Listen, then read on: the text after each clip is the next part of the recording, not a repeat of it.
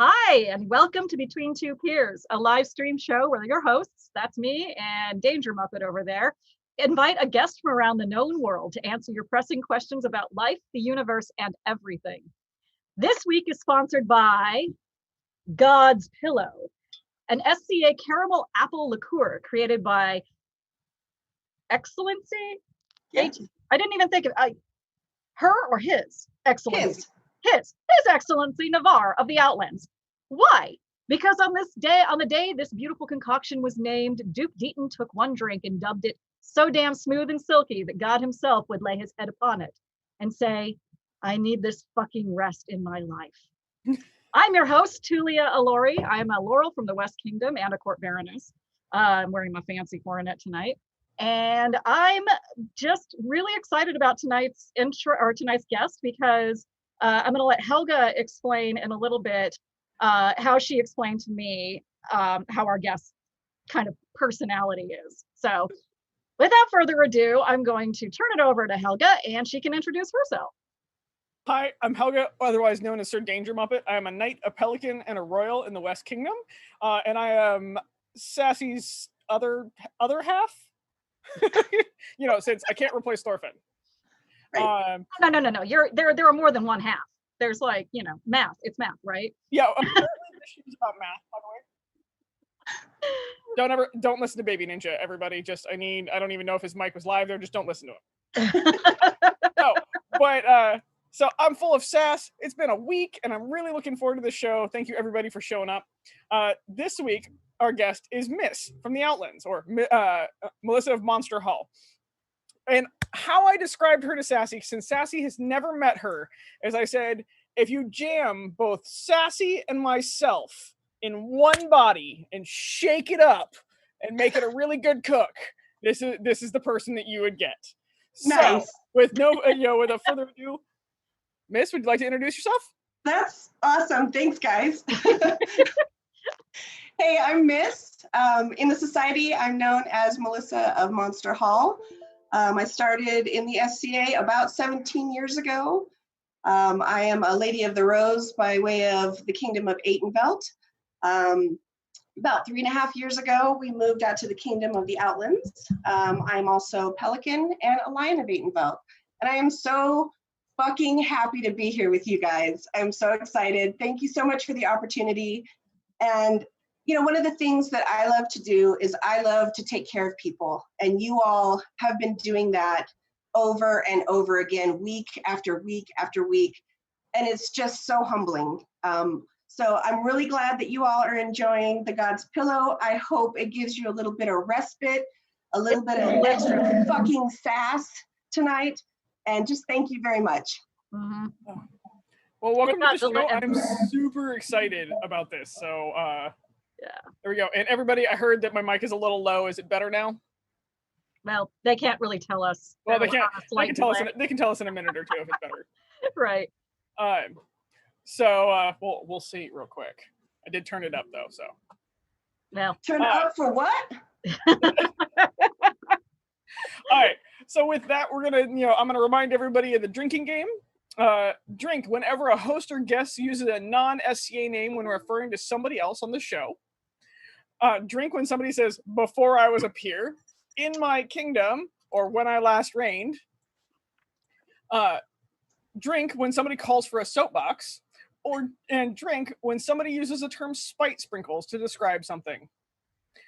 So, also, further, I'm going to remind everybody in the audience that while the show is going on, you are welcome to submit questions in the comments of the video. We will gather those up through the show, and if we've got time at the end of the episode, we will add more questions in and take questions from the audience. So please feel free to send those our way. If we don't use them this show, we will save them for a later show.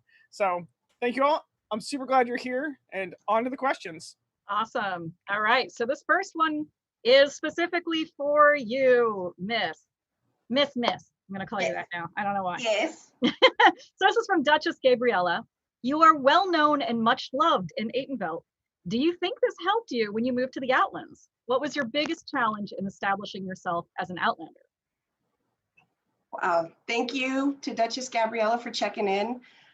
She was an incredible institution in my time in Atenveldt, and I really appreciate you checking in. You know, my transition out to the Outlands was so seamless. We had so many friends and so much family already out here. I'm a part of the Brotherhood of the Bengal, also the Sisters Panteri, and we're spread across the US, right? But because the first part of my SCA career, I spent so much time at home taking care of kiddos, we weren't really able to travel a whole lot. So when we did travel, we traveled to where it was close and where it was comfortable, and that was always the Outlands. So the transition was nearly seamless. And then the second part of the question, please. Second part was, what was the biggest challenge in establishing yourself as an Outlander? Wow. Well, you know, I don't know that I encountered too many hurdles. We've been here about 3.5 years, and in that time, I've served as head lady of waiting for 2 reigns. I've served on court for a couple of others. So I don't really feel that I had too many challenges to overcome. As a funny side note, the kind of funny, weirdest thing that happened in moving out to the Outlands was seeing so many fucking doppelgangers of people that we know in Atenveldt. Like the way people hold themselves, or just like there is somebody out in the Outlands that looks just like Thomas de Revel out of Atenveldt, like body language the same. My daughter Veronica had that issue quite a few times, so that was just kind of a trip to see all the doppelgangers. But that's the funny thing, is seeing those triggers. You know, I think that would be the hardest piece. Yeah, it's funny, like, wow, we're getting weird feedback on me, apparently. That's really weird. Oh, okay. Oops. Got it. But I was gonna say, like, every time you go into like a new kingdom, there's always people you see and you're like, oh my God, that's totally that person. Like I went to an Artemisian event several years ago. It was a collegium that they did, and it just so happened the queen at the time was virtually a doppelganger from my Laurel, and it was such a treat. And everything, I kept like out of the corner of my eye going like, oh, it's Juana, and it really wasn't. It was the queen, you know. But yeah, it seems to happen in the SCA. We all sort of fit in these archetypes. Right. I mean, it only gets you in trouble if you go up ass grabbing on somebody that you shouldn't be ass grabbing on, which may or may not have happened to me. That may or may not have happened to me too. Right. Totally did that. Yep. All right, we ready for the next question? Yeah, let's do this. Also, I totally want to meet my doppelganger in other kingdoms, by the way. Like, right. I need to meet that person. Well, there is we one. all need a drink and go from there. I've seen one. I have actually seen a girl that looks a lot like you, but I can't remember what kingdom she's in. But yeah, it just is. I remember it's just she's like a friend of a friend on Facebook, and so it will pop up, and I'll be like, "Oh, Helga," and then no, it's not Helga. It's some other. Like, you know what? Okay. The other day, you had shared a picture of Ronnie, which I'm gonna have to drink. Ciela. Thank you. Yeah. And she's a sister, right? Yeah. Anyway. Yeah. But you had shared a picture, and Costco was scrolling through Facebook, and he was like, "Oh my God, Julia took such. I didn't know she got a new cat." No, wait, that's not her. Just so you know. Oh, that's hysterical. Yeah, that was our kitten. We had kittens at this event. Well, the people that were hosting the event were fostering kittens in another part of the property, and Ronnie, shit, there I did it too. Ciela and I both found out as the event was over that there were kittens on the site, and we of course were like, why were we doing this stupid event when there were kittens here? That was the swiftest way to get both of us to completely stop everything and like just do nothing but play with kittens. Yeah. Make sure there's kittens to be played with. So anyways, let's move to the next question. The next question comes from Baron Gavin. What is the craziest thing to happen when traveling to or from an SCA event? It cannot be something that you instigated. Takes out so many possibilities. Craziest thing that has happened to or from an event. So I'm the driver of the family. Oftentimes, Koska and I would steward reins. He is the best co-pilot in the whole wide world, but I drive Miss Daisy. So we had a lot of road trips. We try and pack as many people as we could into the truck or Suburban, whatever we were running at the time, hauling the trailer. So we had quite a few pretty crazy instances. So I'm going to cheat a little bit. I don't know that I completely instigated in this particular instance. It was kind of a melding of minds. So Slain was unfortunately a victim of breast cancer. And when we found that out, we were going to come at it together, right? Because that's what you do with your best friend. And part of us getting through that in the very beginning was, not staying super sober sometimes. And so Cirith and Casca and Slain and I jumped in the truck and decided to go to Atenveldt Coronation. At the time, we were really into Bloody Marys. It was just a thing. So I made a 2-gallon igloo container full of Bloody Marys. They were super, super, super fucking spicy, like all fucking horseradish. That's amazing. All vodka, a little bit of V8. So long story short, Cirith and Casca were in the front and Slain and I were in the back. And I'm not saying that we emptied it or anything, whatever, but maybe that happened. And maybe I don't drink a whole lot, but I was trying to keep up with my friend. And anyway, at one point, the horseradish starts burning from the back of my fucking eyeballs through my nose like a dragon. And I'm like, oh, it's coming. That's what vomit feels like. And so I was trying to be fucking cool, but you can't be cool when you're about to turn into a fucking dragon. And so what do I think I do?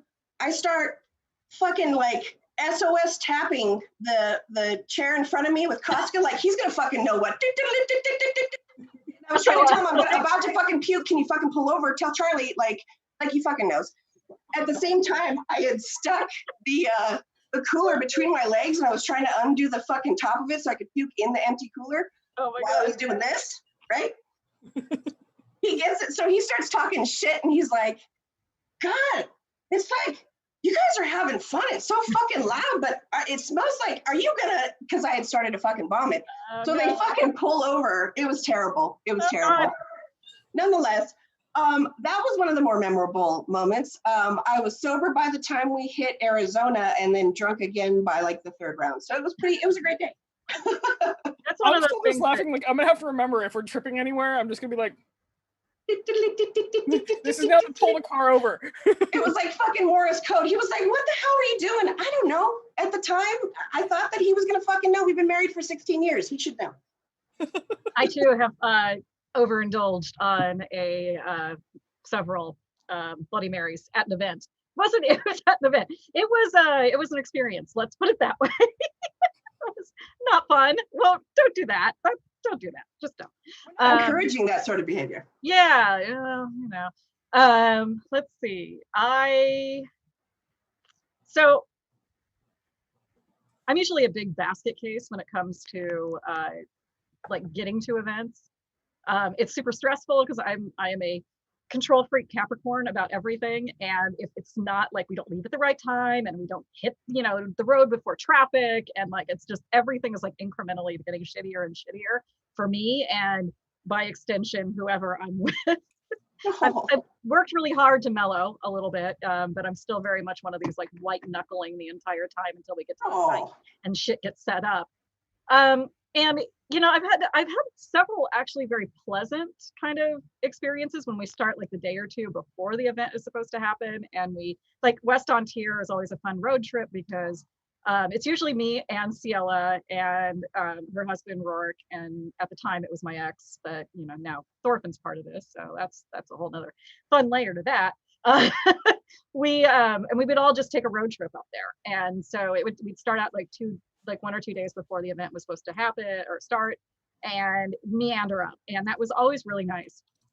And yeah, there were some shenanigans and silliness and stuff, but nothing like really crazy or epic. But I would say like the one thing that sticks out to me is that this last estrella was the first estrella that Thorfinn and I attended together. So Thorfinn comes to me and says, like, I've got it all planned out, because he's made this trip 1,000 times, right? And he always makes it with, like, you know, 1 or 2 of his squires and, like, you know, some other friend or something, and they rotate driving for basically 24 hours straight.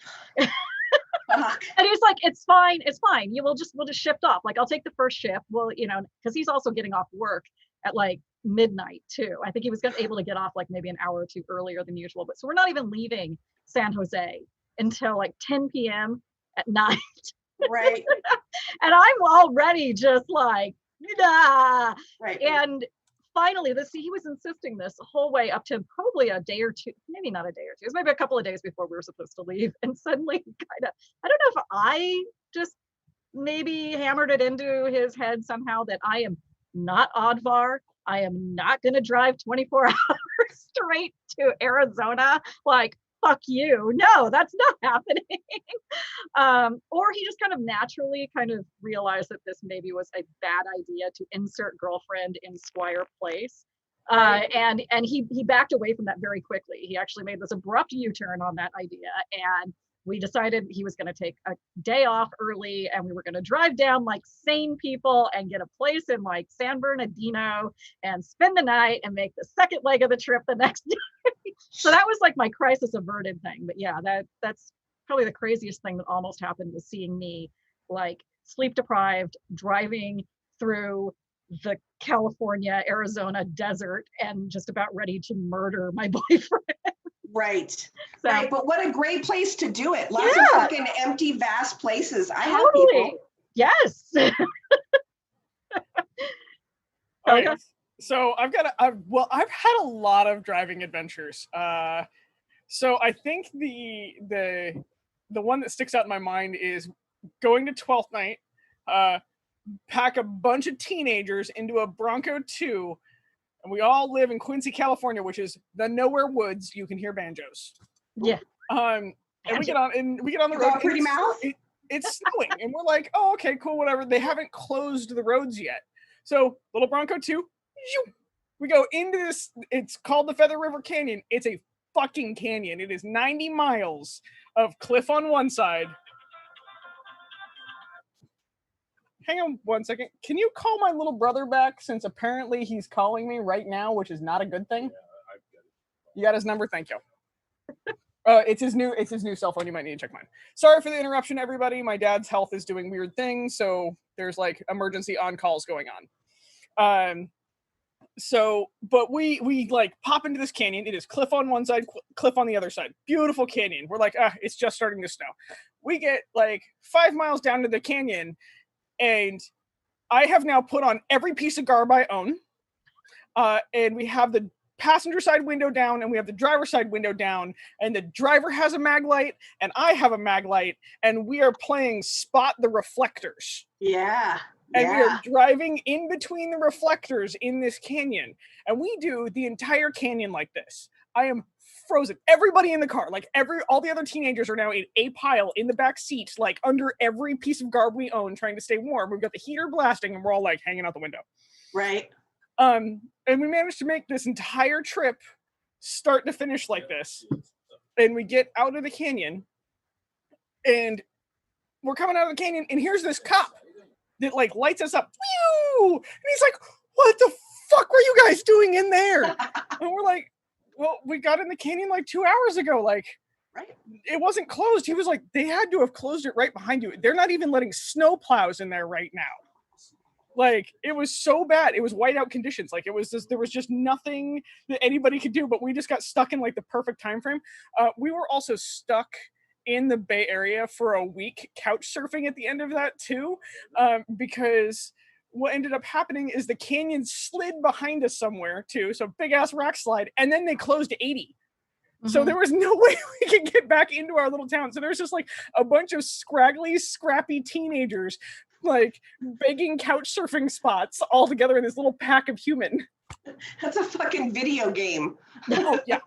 Yeah, it was really, really funny. Also, I think there was like 6 of us packed into that 12th night hotel room because we'd all like scrape together our pennies to just be like, oh, it'll be our first 12th night. It'll be super fun. And then we were all like, 12th night sucks.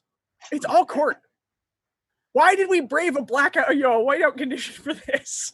That's why you go to the bar and drink, but you're all underage. So all of us were know. underage. What? Driving in the snow is no. So that was the hotel that had this like it had this weird like 3rd story like balcony area that was. Oh, are you talking about the one in San Jose?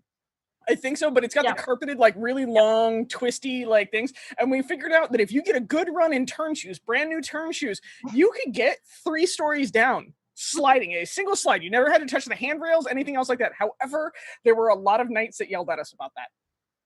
Oh, for sure. We were bored teenagers. Yeah, you're not a teenager in the SCA until you get yelled at by knights. It's kind of a rite of passage. Right. I was about to say, and I think all the other shenanigans, like dragging a deer carcass onto site and everything else like that, was started by me, so those stories don't count. Oh, okay. All right, next question. We're doing next question. Yep. Okay. So this is from Viscountess Sophia. The larger events like wars often attract a different element into our game. Is there something you can only experience at large events that has become a ritual for you? Something you absolutely must do, see, or eat every time you're at your favorite big event? What is it? Oh, that's a great question. Yeah. That really is. God, I am so hooked on volunteering for setup for Estrella. Like, there is nothing like the camaraderie that happens, the partying that happens, the fuckery that happens, the weird shit that like nobody planned for, but everybody comes together to unfuck happens. I wouldn't trade that for the world. Like, we have done setup year after year, and it sucks when you're not there. It really does. God, one year, the artist formerly known as Phelan, at the time he was Phelan, so I don't think that counts. Phelan, Koska, and I were doing some setup at Estrella, and God, it was just one of those super, super, super wet setups, but it ended up being a perfect event, so it was all worth it, right? But there's a picture of, like, you can tell Koska just dropped one of his fucked up jokes, right? He's taking a sip of like Circle K coffee. Phelan had obviously lost his shit, and we were just fucking grungy and fucking exhausted. And every time I look at that picture, I remember all of that, and I love it, and I wouldn't trade it for anything. Setup is great. I love that. Also, I'm a morning person. I love to get up early. I love to be the one that has got the coffee for you. But on the other side of that, when you're the early bird, you get some of the best fucking stories. The no shit, there I was, the I'm still drunk fucking stories in the morning. So I also wouldn't trade, hearing those stories, being that person with the coffee. Some of my favorite moments with Deaton, we're talking shit in the morning. He's fucking making a big old vat of Atenveldt, right? Which, do you guys know what Atenveldt is? Have you heard of that before? No. So it is the unfucking of any hangover that you could have, any partying, any trashing, dehydrated, whatever you did to fuck up your body, Atenveldt will unfuck. It is a scotch, right? So it's a breakfast drink and chew kind of at the same time. It's going to sound gross, but it's basically an oatmeal base, heavy cream, and a shitload of scotch. Wow. A lot of hair of the dog. It sounds gross. I know. It's a period recipe. Yeah, I'm actually like, I'll give it a shot. Why not? Yeah. But I mean, we'd fucking hang out, fry bacon. He'd make some Atenveldt. We'd talk shit, and then all the people kind of crawling out of the tents, all the cobwebs in the eyes, coming up for coffee. I wouldn't trade either of those things. Cool. Yeah. What about you, Helga?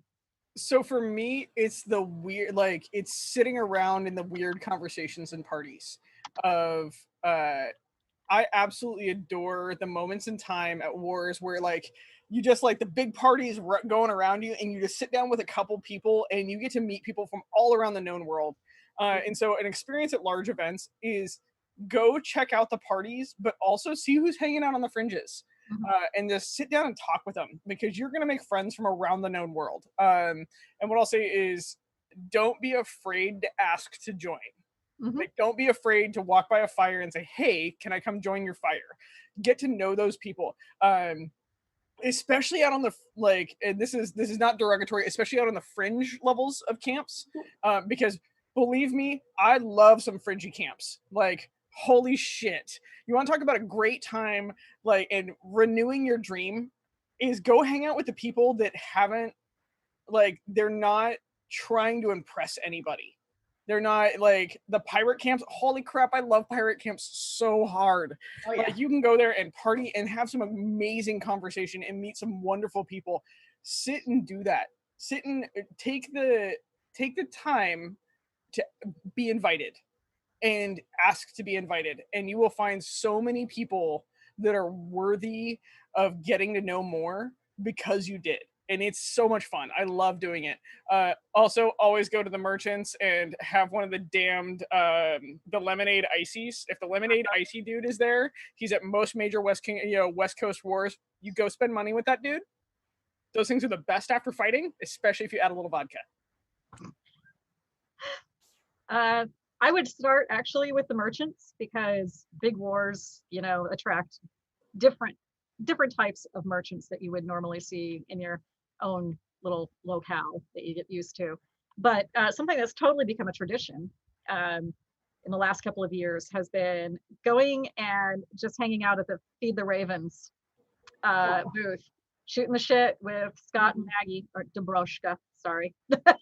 And I still don't remember Scott's SCA name, so whatever. But hanging out at the Feed the Ravens booth and drinking their booze because they're super nice about it and letting us drink it, and spending all of the money that I have there, Right. which is, I don't know. It's like a win-win situation for everybody. So yeah, that would be my like kind of little tradition that I've started participating in the last few years. I love hanging with Maggie in the booth. Yeah, it is so much fun.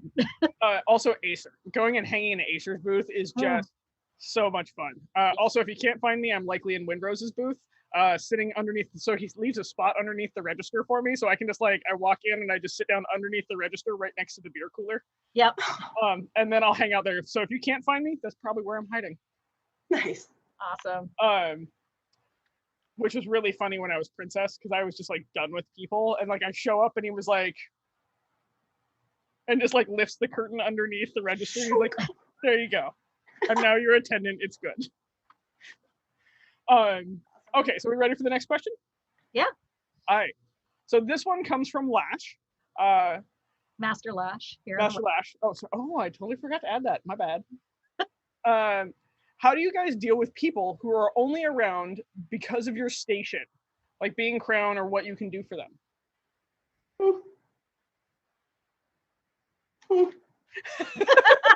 Exactly, my response, the same thing. I told you, she is literally an amalgamation. If you stick you and me together and make like the perfect human being, this is it.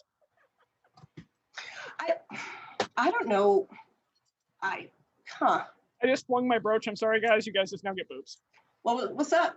What's up? Hey, girl. Hey. What's up? It's all about me. So something similar that has been an unfortunate side of having married a man that gives unequivocally 1000% of his heart all the time. Sometimes people tend to take a lot more than they give back. And I've seen that over the years, and it is difficult. I don't know that it's a matter of station in this particular instance, but it's the closest thing that I can draw an equal bar to. And that's, hey, I can grab, greaves or a helmet, or I can be inspired to do something, but that that give and take isn't there. And that can be challenging. And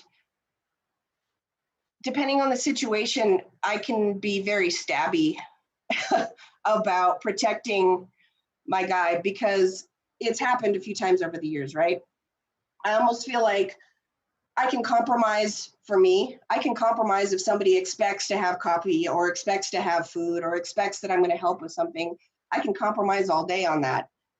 But it's when that piece comes through where it's very obvious somebody is only there to take and isn't willing to give the investment back that I have a hard time. And so, I don't know, I give some fucking incredible hugs, and I start with hugs, right? So I'll pull the person over and just try to kind of bring them in and explain to them how their actions are making us feel, right?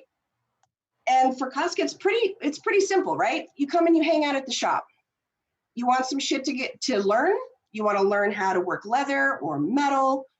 You want to learn, how to harden metal or do repoussé. Put in the time, come through. But he's not a merchant, right? He's not somebody that just has something up on the shelf ready to go. He wants that connection. And it's hard when people expect it. So I'll start with love, but if I have to end with, getting a little sharp, sometimes that has to happen too. Everybody wants to be Medusa until it's time to do Medusa shit. True. So, it's a tricky balance. I try to do my best to comport myself and, understand that I'm a bit sensitive to it. Sometimes it works out, sometimes it doesn't. And people are pretty understanding when you get a little sharp and you go, you know what, I didn't need to be that sharp. My bad. I think I haven't had that many experiences with that.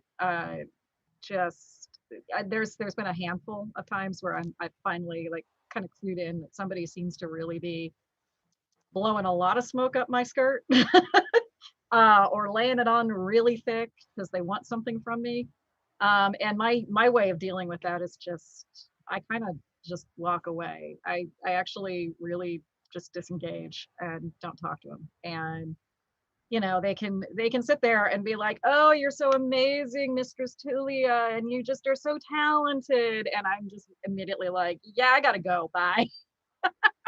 I don't know if that's a healthy or not, but that's kind of my way of dealing with it. And then I typically will just avoid, that person is it's a no-go for me.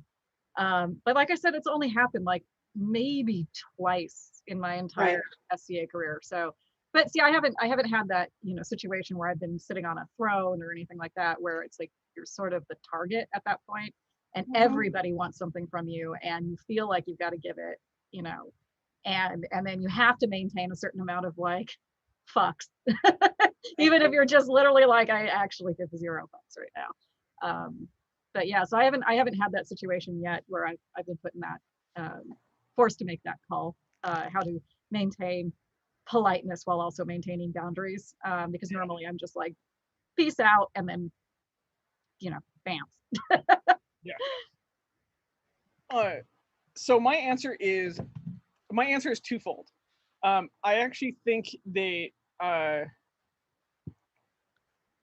probably going to piss a lot of people off here.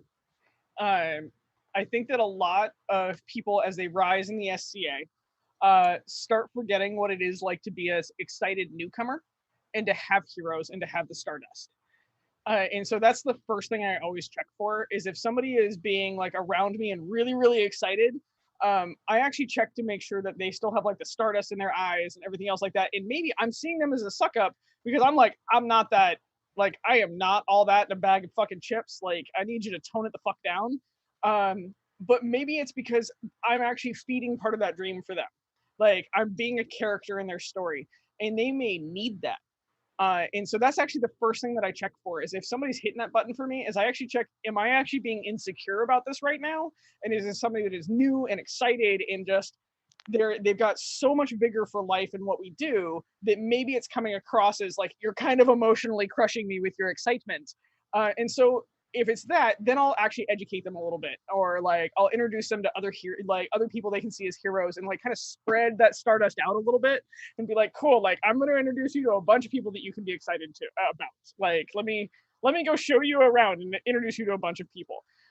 If it isn't that, I still try to be, especially royals, you get people that travel with the crown. It doesn't mean that they're not. They are in reverence to the crown. They are not in reverence to you. And so sometimes that comes across as being a sycophant, when it's actually, they're just kind of a rolling service member. And they serve the crown, and a lot of them do really amazing jobs. Like they do really cool things. Don't be attached to the people that follow you around when you're crowned. Just don't make them into something that they're not. And that actually helped me a lot when I kind of came to that conclusion. Because otherwise you learn to resent people within the society for legitimately no reason. And they're still doing great things for the dream, and they're one of those foundation layers because they're there serving the crown all the time. They're just not your buddies at the end of it. But when it comes down to like true weird sycophants, avoid. Like that's how it goes. But I try to make sure that I go through those two categories beforehand, because I've actually found in the SCA there's very few. And there's very few people that kind of like take it into that toxic level where they like get weird about a person. Most of the time they're just like super geeky and slightly not, they haven't been out in people enough. So they need more peopling time so they can learn social boundaries. And once they learn social boundaries, they're fine. But users are going to be users no matter what category they're in. And so I avoid users. And once you get ID'd as a user in my universe, I'm sorry, please politely stay out of my camp, stay away from my friends. I don't need to fucking deal with you.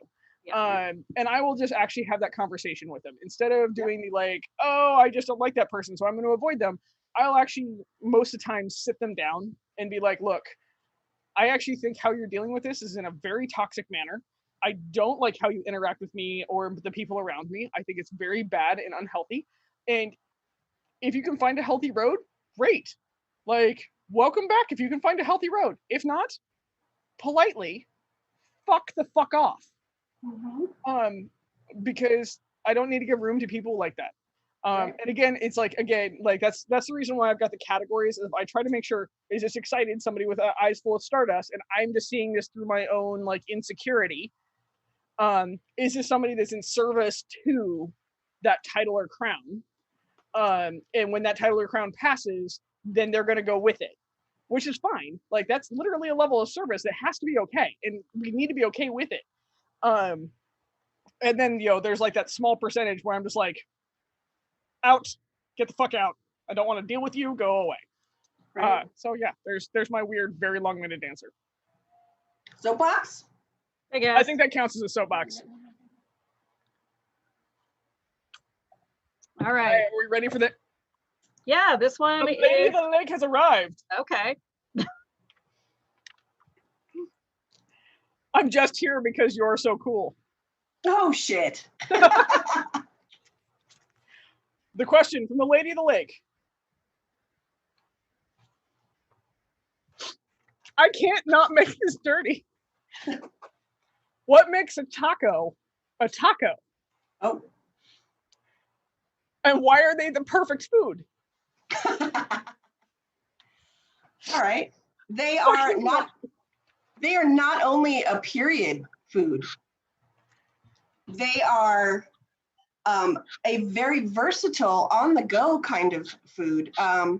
Also, I make tacos so fucking good, make you want to fucking slap your mama. Like my shit is so good, so good.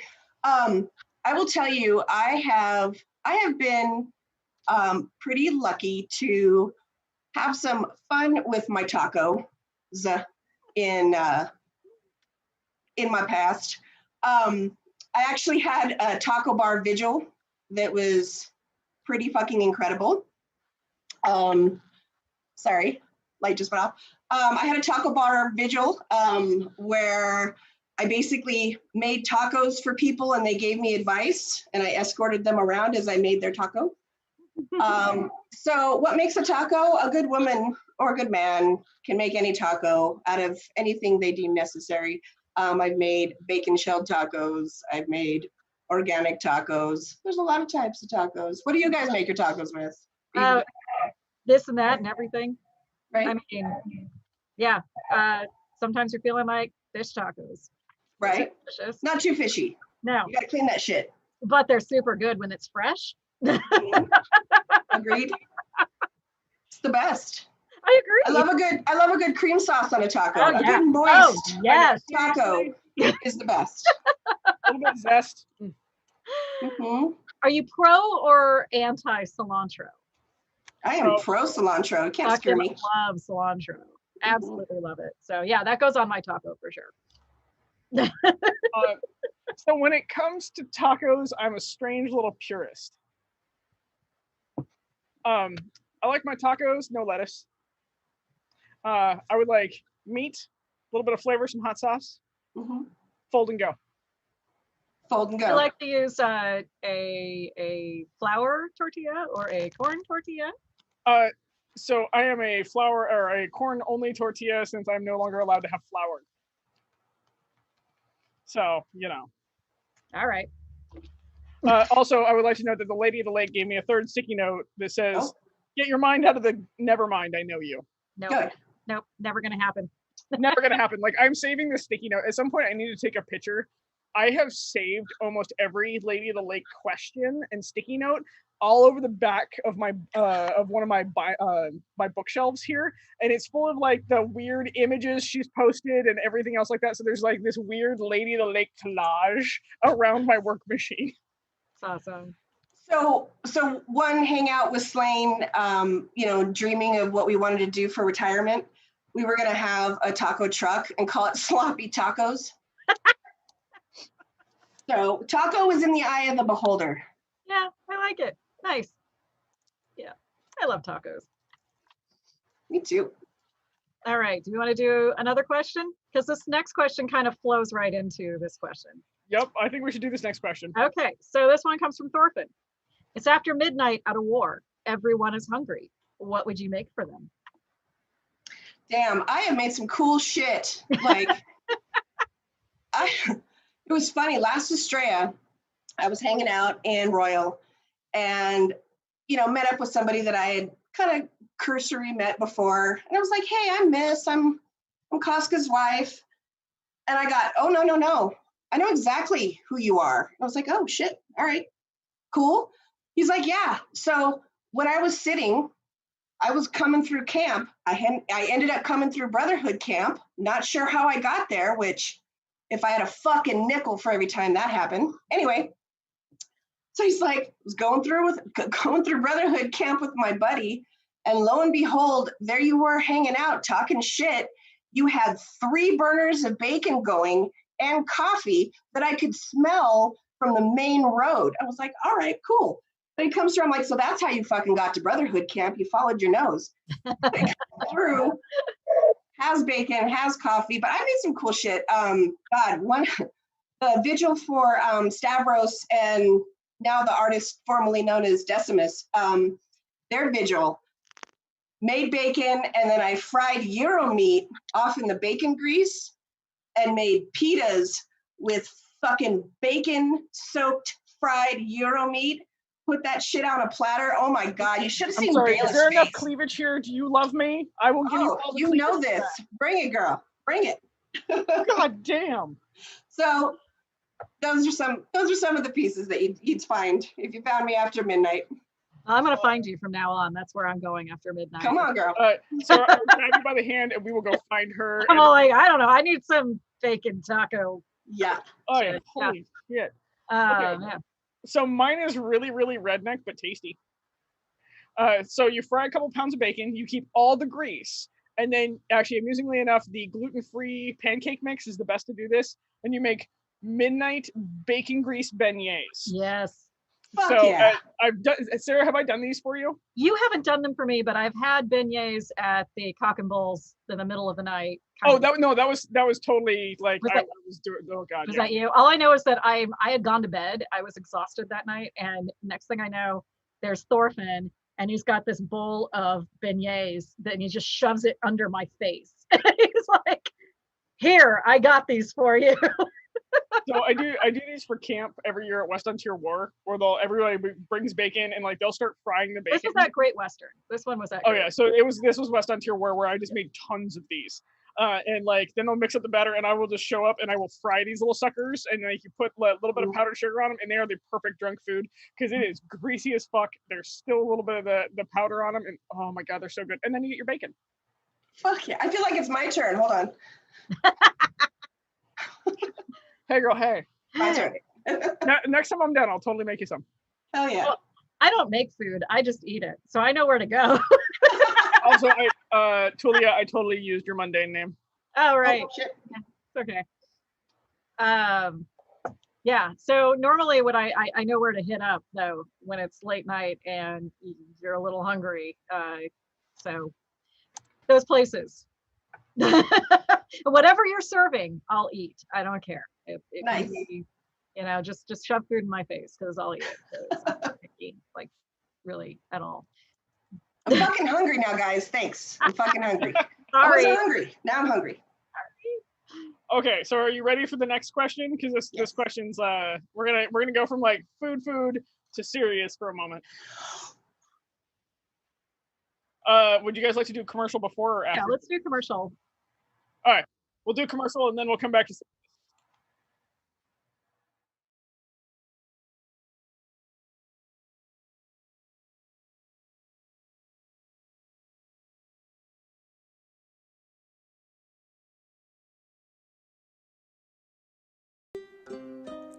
Owl's Nest Wares creates one-of-a-kind inkle-woven trim and belts. Choose from a selection of pre-made items or contact the artist to create something to perfectly match your needs. They also make necklaces from colorful wooden beads to add a pop of color to your wardrobe. Check them out today and let them know that Between Two Peers sent you. You can find them on Facebook at Owl's Nest Wares. That's Owl's Nest Wares on Facebook.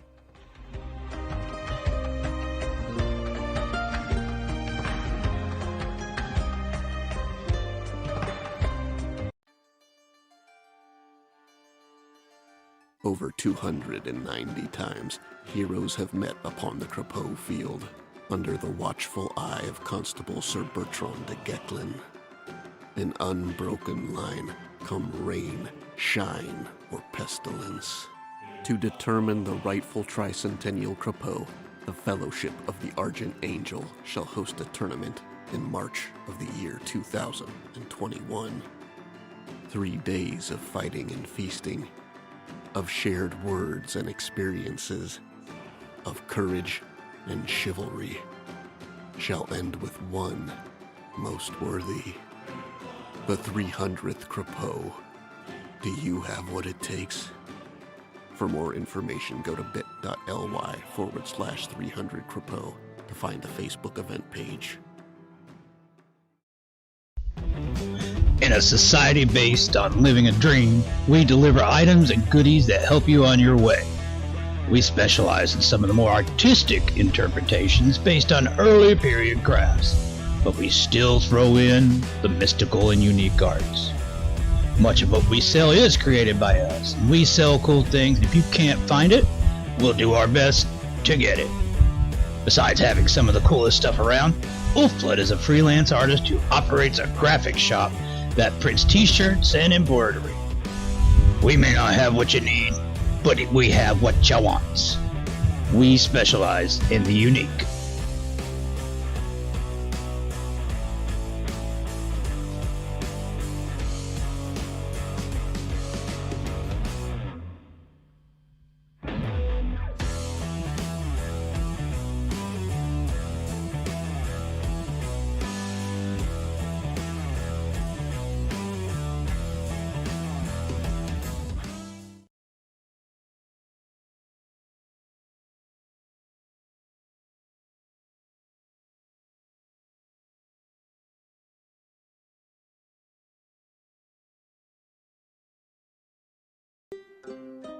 Owl's Nest Wares creates...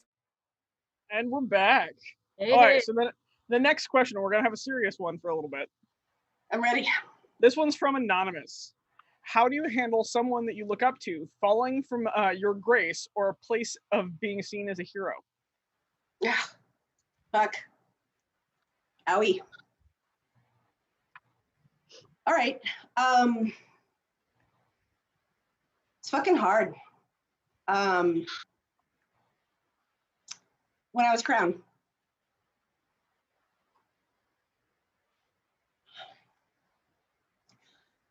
When I was crowned, we went through some hard shit. We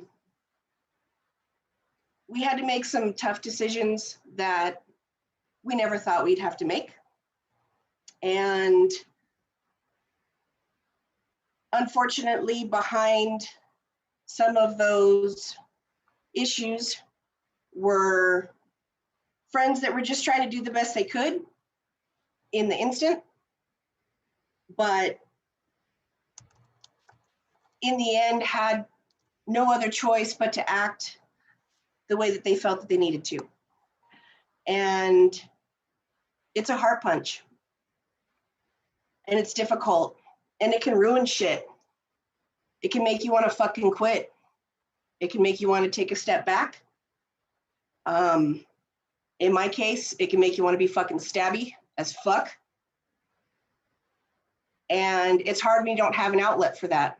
I'm not a hard suit fighter, unfortunately. So it can be difficult to filter through when people can only do the best that they can, but in the end, it's truly fucking hurtful. And it's funny, there was a saying that was on a church fucking sign right near the old Monster Hall in Phoenix. And that sign said, "Time heals all wounds." And sometimes it just takes some fucking time. And sometimes you have to have the patience to wait out a situation to see what's on the other side before you act. And I'm thankful that in some of the instances where I chose to swallow that fucking rock in my chest and get through it and wait to see what was on the other side and wait for that fucking fool to punish themselves. And it worked out. It's not always the case, but that was mine. Sassy? Oh, I don't know. Like, you just deal with it. Like, how do you deal with it? You just have to. It's either going to drive you off the game entirely, which can happen and is valid, or you just kind of chalk it up to, I don't know. It's like my mom always used to say, never meet your heroes, because, you know, you learn that they're just real people and that they're disappointing and full of, you know, flaws and all of these things. And so the closer you get to somebody that you look up to, the more likely that's going to happen, is that you're going to realize that they have all the crap about who they are, and what, you know, their views in the world and all those things. And sometimes it's just incredibly just disappointing, and you just got to kind of file that one away and move on. I haven't had to literally scorch earth anybody because of views or behavior, thankfully. But I've come close a couple of times, and it sucks. But, you know, usually what it is getting distance, and maintaining that distance, maintaining boundaries, is what you need to do to, you know, to maintain your own sanity and find the good in the rest of the SCA. Helga? Okay, I put $1 that this is about to turn into a soapbox. I'd be shocked. So we've had this question on the show and waiting, I think since episode 3. And I have some feels about it. You replace them with a better version. We will never, in our society, what we do is built to make heroes. It's built to make that idealized version. We are all seeking that understanding of the virtues and the best part of ourselves. The SCA is the coolest thing. You get to rewrite your character sheet. You get to show up and say, I want to be a fighter. And you show up at level 1 and you work your ass up to being a hero. Or you show up with no sewing skill and you find the people that can teach you to be level 1 sewer and work up to a hero level in that. Or whatever your passion is. Our society is literally about creating heroes. So when one of your heroes falls, remember why, take that as a lesson, and don't repeat it. Be the next generation's hero, be better, and understand that at some point, your turn will come. You will be replaced. You are going to be somebody's hero that someday they meet, and you fail them. And the only way that we fuck all of that up in what we do is by not owning it, is by forgetting our humility and buying into our own fucking press and forgetting who and what we are and remembering that there are still levels to go. There are still things to learn and to go from there. And so when you are the hero that falls, start over again and pick your ass up out of the dirt and own it.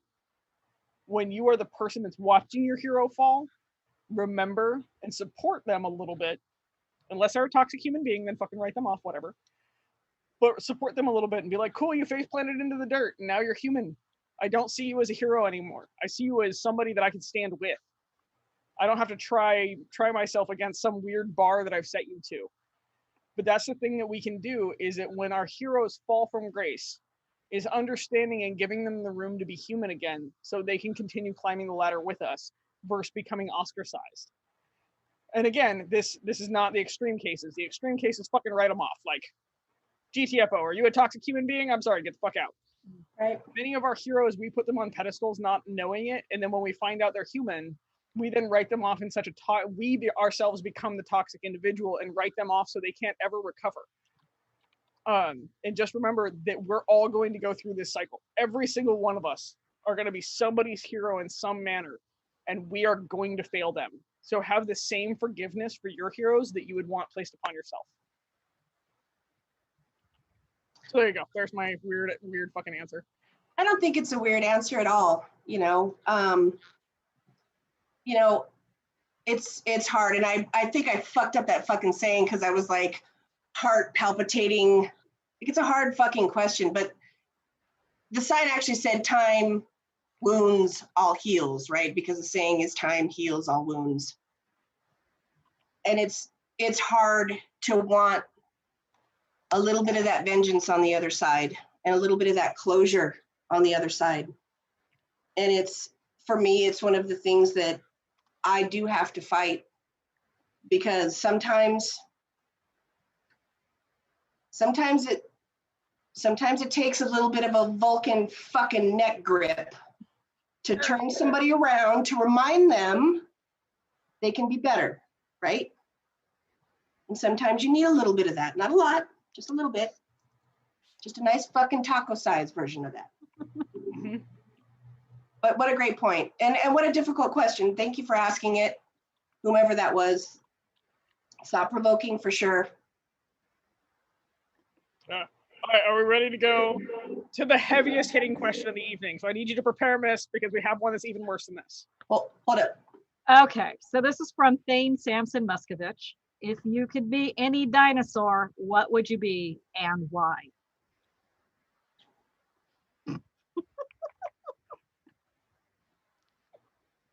I love this fucking game so much. Like, there's somebody out there for you if that's the kind of shit that you want to ask. Like, fucking dinosaur question. Great. I would want to be a velociraptor. That's what I'd want to be. You know why? Because the name Velociraptor is fucking cool. That's why. Yep. And they're chicken size too, apparently. Right. Yeah, little crazy chicken raptors. Chickens are moist. It's a good thing.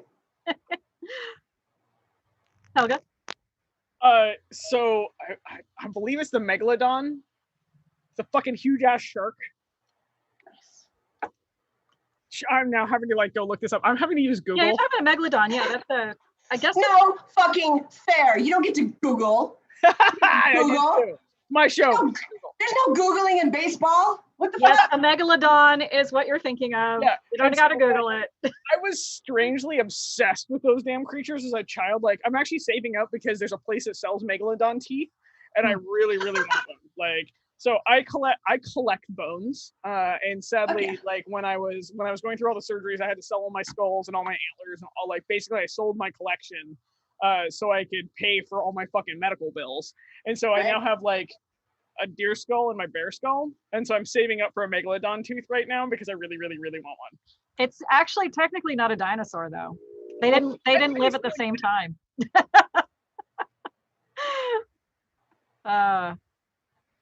I guess I would want to be I go with raptor, some form of raptor, you know, something that screeches a lot and is You angry. want to be one of the cute little small feathered ones? Yeah, probably a cute little chicken-sized velociraptor that's just pissed off.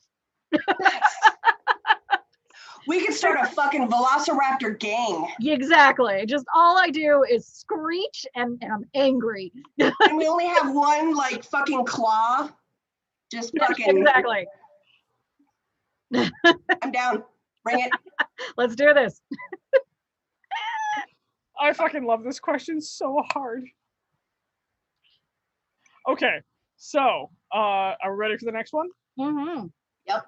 Okay, this one comes from Leon, who is currently the prince of the Owertha. Oh my god, I had to go through like all of the Also, his name is not Leon. Soren. Oh my god, drink because he's a past guest. Yeah. Prince Soren of Owertha. My bad. Asks, is being a peer and being yourself two different things? No, without hesitation. Without hesitation. I never thought I'd be a peer.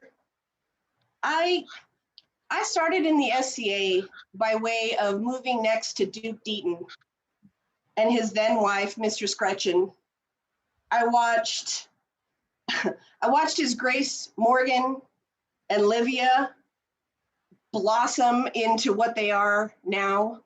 But Morgan, Joel, he was a kid at the time, used to do Brodies and burnouts like up and down the cul-de-sac. Like, the thing is, there's so much that the SCA brings. I'd like a minute for this one. I'm going to pass it off to Tulia. That's going to be me. Yeah. Yeah, I don't have okay, we're getting the weird feedback thing again. I don't know why that's happening, but yeah, so I am the same way. I feel the same way as Miss. I like saying a lot now. I feel like there's no difference between Sarah, the normal person, the everyday person, and Tulia, the peer. Like I don't feel that there is any meaningful distinction between the way I behave as a peer and the way I behave as a decent human being. They're very much fundamentally rooted in the same concepts. I think it's as easy as that. I don't think I can, I mean, I've gone into great depths of that kind of variations of this question in previous shows, but it's really, really weird to me that some people feel like there is an absolute definitive difference between, you know, Sir so-and-so and Joe Blow, you know, like, why is there a difference? You don't turn into somebody different when you put that, you know, regalia on. You're still the same person. Why are you only behaving better in one circumstance because it's expected of you? Like, that's fucked up. That's a fucked up mind game that you play with yourself and everyone else. And cool, you're a sociopath. That's cool. Okay, cool. But yeah, I don't think that for me, there is no fundamental difference between everyday Sarah and Mistress Tulia. There's just the same person. They're the same person. It's the same experiences that shaped me. Right.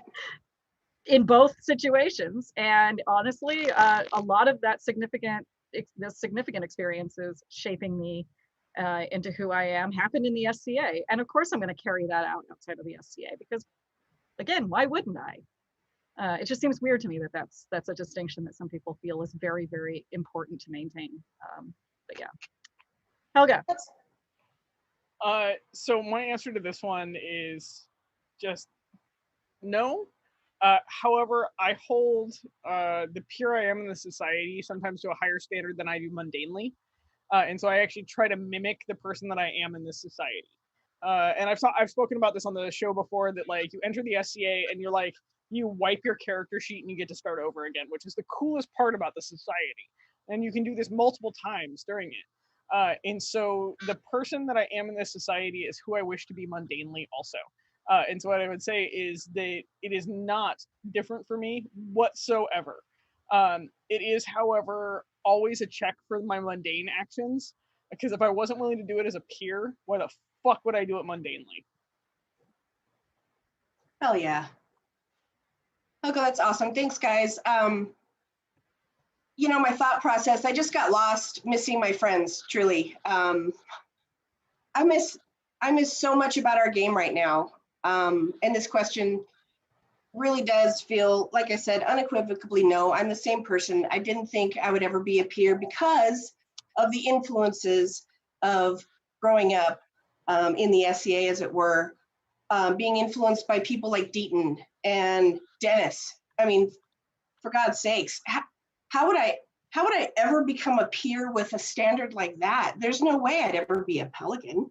There's no way that my service would ever be equitable to those gods, to those titans of those orders.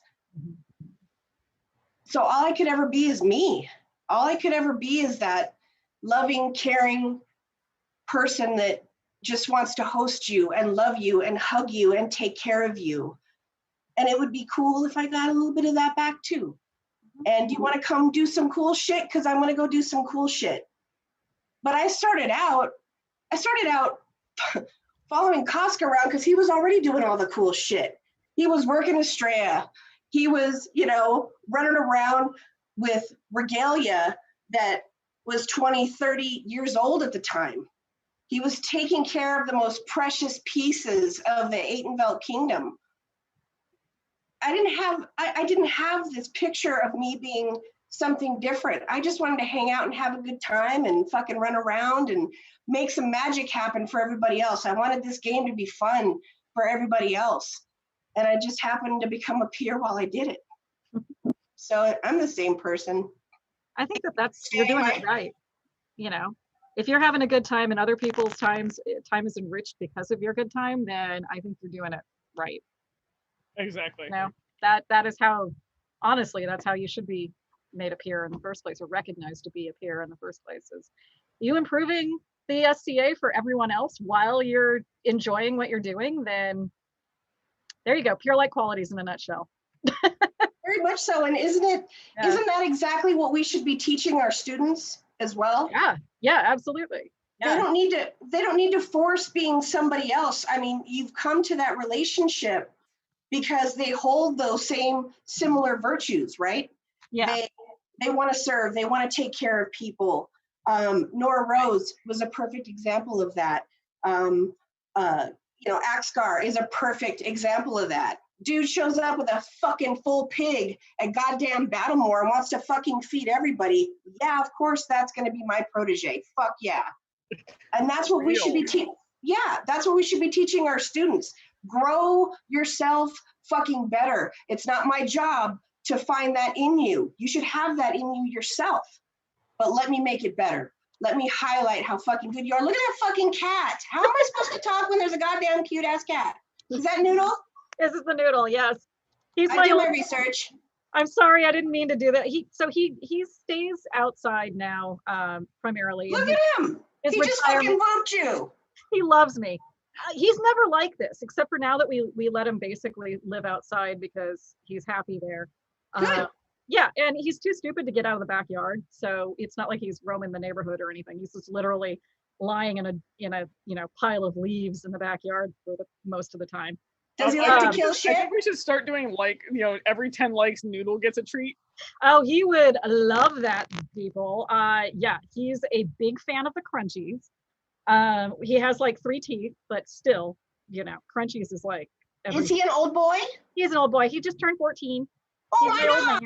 man. We have 2 kittens upstairs that are indoor only, and he comes in every now and then and hisses at them, and they are super excited about him. They're like, oh, can't wait to be his best friend. And he's like, I hate people, I hate you, I hate everything. Except for right now, for some reason, he likes to come downstairs in the basement while I'm filming this stuff, and he'll sit there and he'll start whining at me. So that's why I pick him up, so it'll shut him up. Good. Now, Okay, Yeah. so Miss Sassy, I need to give you a challenge then. I need you to videotape Noodles getting treats for likes, because he now should have 4.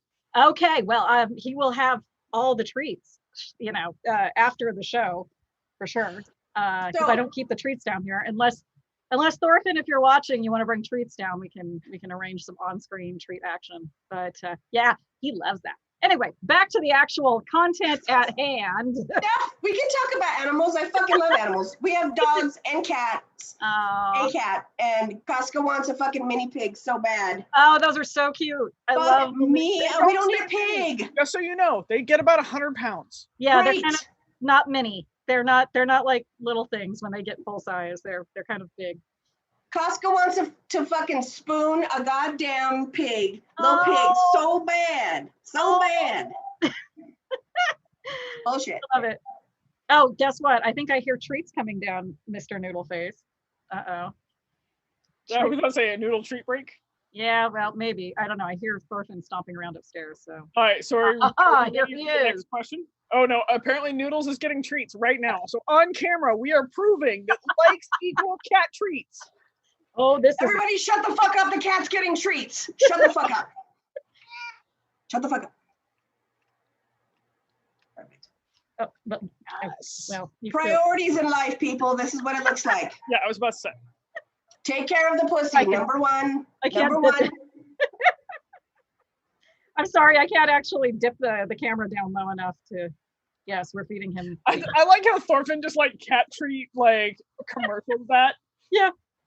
Oh shoot! Now he left it here, so now Noodle knows what's here. Well, as I said, likes Nope. one of the 4 now. Okay. Well, So are we ready for the next yeah. question? Let's go to the next question while my cat proceeds to like lose his furry little mind about the trees. I was about to say it is your turn. Okay, so this one's from our dear Lux, Baroness Luxia. What? Move your thing, Araya. You're okay. Araya, please. Araya, hold on. That was a drink. Araya? I'm sorry, Miss Araya? Yes.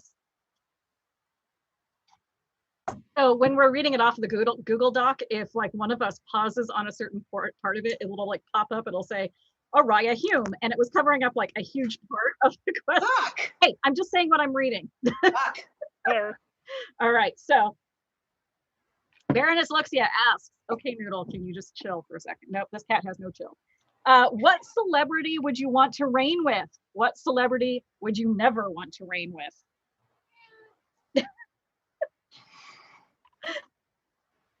Like celebrity, not like SCA celebrity, but like Right. Yeah. Right. Again, another mashup. It's like fucking Taylor Swift and Korn. Like, you don't want to listen to that shit fucking mashed up, but it's fucking magic. Like, of course I want to think about what celebrity I want to fucking reign with. Okay. There was no designation of dead or alive. So No, I'm it going to can say, be anyone dead or alive. Let's just say that. perfect. So if I'm reigning same gender, Mhm. Space Mom, I Carrie wanna Fisher. reign with Princess Leia. Fucking A, you would. That would be yeah. good shit. All day long. If I'm reigning with a man, I would reign with Dwayne "The Rock" Johnson. That's my answer. I said it first, fuck off. Yeah, for sure. I mean, does that need explanation? I don't think so. I don't think so. What celebrity would I not want to reign with? Okay. All right. Fucking spite sprinkles on this one. I got it. DMX. Fuck that guy. Fuck DMX. So I worked with him when I did craft services and film. We shot a fucking commercial with that douchebag. he was, goddamn. So he fucking got on quads and like hauled ass back and forth right in front of the fucking food table, ruined everything. I had to go fucking get more food. His fucking whores came in and fuck me pumps like 5, 6 inches big. We shot a video in a city called Cave Creek. Okay, what in the name Cave Creek sounds like you should be wearing fuck me pumps in the desert? So these dumbass whores are bitching and moaning the whole fucking day. They're super shitty. They're treating everybody like they're lesser than, from the director all the way down. Complete fucking douchebag. Fast forward, I don't know, 2 years, 3 years, whatever the hell, comes out that he fucked with all those dogs and hurt all those goddamn pit bulls.